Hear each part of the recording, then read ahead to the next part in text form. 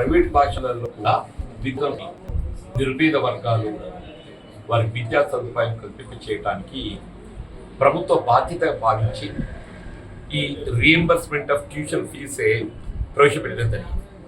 ఇక్కడ వాస్తవంగా విద్య వైద్యం ఈ రెండు కూడా ప్రాథమికంగా ప్రభుత్వ బాధ్యత, రాజ్యాంగ పరంగా కూడా.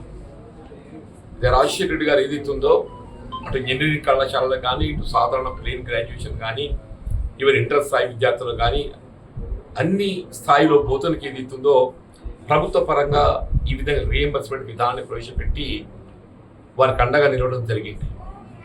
సరే, తదుపరి కాలంలో అది కొనసాగటము, తెలంగాణ రాష్ట్రం ఏర్పడ్డ తదుపరి ఆ కార్యక్రమం కొనసాగింప చేయడంతో పాటుగా అమలు చేయబడుతున్నప్పటికీ కూడా గత 3 సంవత్సరాలు, ముఖ్యంగా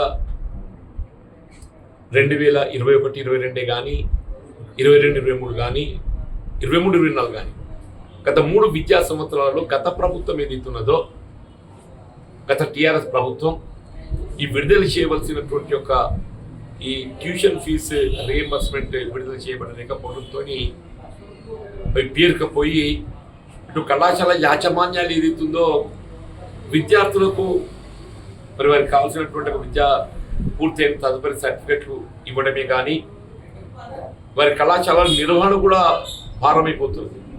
కళాశాల నిర్వహణ కూడా ప్రభుత్వం పరంగా రావాల్సినటువంటి నిధులు విడుదల చేయబడ్డప్పుడు మాత్రమే వాళ్ళు కొనసాగించగలుగుతారు. మరి నిర్వహణ భారం కావటంతో